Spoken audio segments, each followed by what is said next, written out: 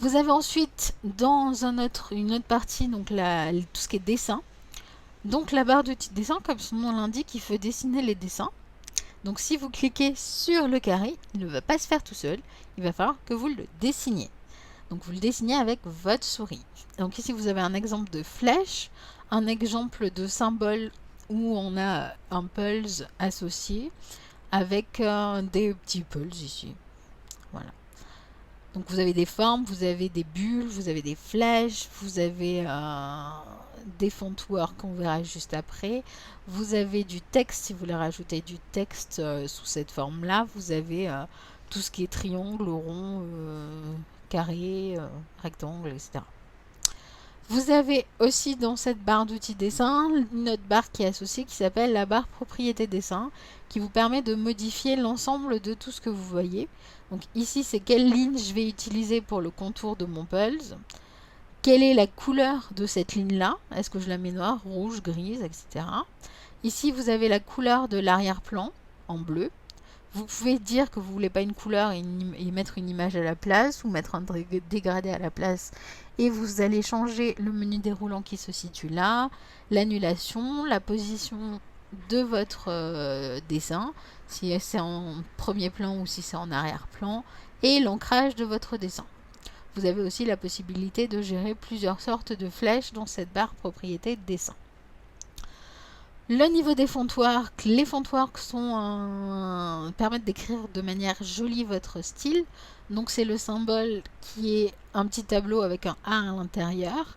Vous avez différentes possibilités de fontwork et pareil, vous pouvez modifier votre fontwork à l'infini. Donc vous double-cliquez à l'intérieur, vous écrivez votre texte et vous cliquez ailleurs pour que votre texte s'affiche à l'intérieur du fontwork. Et ensuite, vous pouvez modifier dans la barre de formatage de l'outil dessin, barre dessin formatage, vous pouvez modifier les couleurs de fond, les couleurs, l'ombre, le contour et tout ce qu'on a vu avant, vous le modifiez aussi. Donc les styles d'objets, on l'avait vu un petit peu avant, donc dans une des diapositives précédentes. Donc vous avez aussi les styles olé ou les styles images qui vous permettent de prédéfinir ce que vous voulez pour vos styles et vos images. Donc ici vous avez des exemples d'images associées à vos documents. Donc plusieurs des flyers, vous avez des documents, etc. On passe à l'insertion d'objets de manière automatique. Donc tout ce qui est table de matière, table des illustrations et index. Donc d'abord sur les tables des matières, si vous utilisez les styles prédéfinis, elle va se faire toute seule. Donc sans souci. Si vous n'utilisez pas les styles prédéfinis et que vous choisissez de les faire vous-même, vous avez la possibilité d'utiliser l'outil qui s'appelle numérotation des chapitres dans le menu outils et donc de définir le niveau de votre style. Donc ici niveau 1, qu'est-ce que j'utilise comme style? Titre 1, je peux utiliser le titre que j'ai appelé chez moi par exemple. Hop, si j'écris un style de paragraphe qui s'appelle chez moi, je vais pouvoir l'utiliser. Je vais pouvoir aussi définir qu'est-ce que je mets, si je mets un numéro ou si je mets pas de numéro.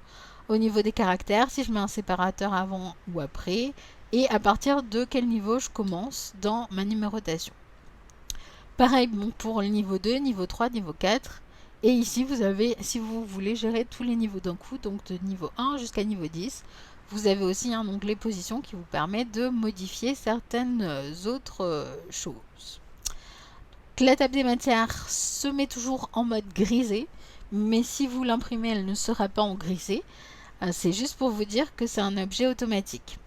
Donc pour créer votre objet automatique, vous vous positionnez là où vous voulez l'insérer, insertion, table et index, table des matières. Et donc là, vous allez pouvoir ajouter votre table des matières de manière automatique. La hiérarchisation se fera toute seule si vous avez fait la numérotation des parties, donc des styles, des chapitres, celle que nous avons vue juste avant. Mise à jour pour la table des matières, donc vous allez faire juste un clic droit sur votre table des matières et mettre à jour la table. Donc mettre à jour le style si vous voulez modifier le style, éditer le style ou éditer la table si vous voulez la modifier après l'avoir créée, etc. Table des illustrations, c'est un petit peu la même chose. Il faut qu'il y ait une légende sur chacune de vos illustrations pour qu'ensuite ils puissent créer la table des illustrations en mettant le nom de chaque légende que vous avez créée. Donc toujours pareil, insertion, table et index, et là donc ça sera table des illustrations pour voir afficher l'ensemble de votre table. Les index c'est un petit peu particulier, il faut d'abord insérer chaque entrée pour pouvoir créer votre index. Donc là on a un index lexical avec différents auteurs. Donc il faut d'abord marquer l'entrée. Donc vous avez le menu insertion entrée de l'index qui vous permet de rentrer votre entrée. Donc vous définissez où est votre entrée, vous insérez à chaque fois votre entrée et après vous allez compiler l'ensemble des entrées que vous avez créées dont index. Donc vous avez différents types d'index. Donc index et table, c'est celui qu'on a vu au tout début. Donc vous avez différents tables. Table des matières, c'est ce qui est par défaut. Index des tables, index des illustrations, index personnalisé, index des objets, index de ce que vous voulez. Vous pouvez tout faire avec. Et voilà pour insérer des objets. Donc nous avons vu les 3 niveaux de la création d'un document sous un traitement de texte. Il y a beaucoup d'autres choses qui sont incluses dans le cours qui ne sont pas là. Par exemple, les renvois. Par exemple, l'utilisation de l'outil navigateur avec les déplacements de hiérarchisation. Donc, vous avez encore plein de choses à découvrir dans les leçons.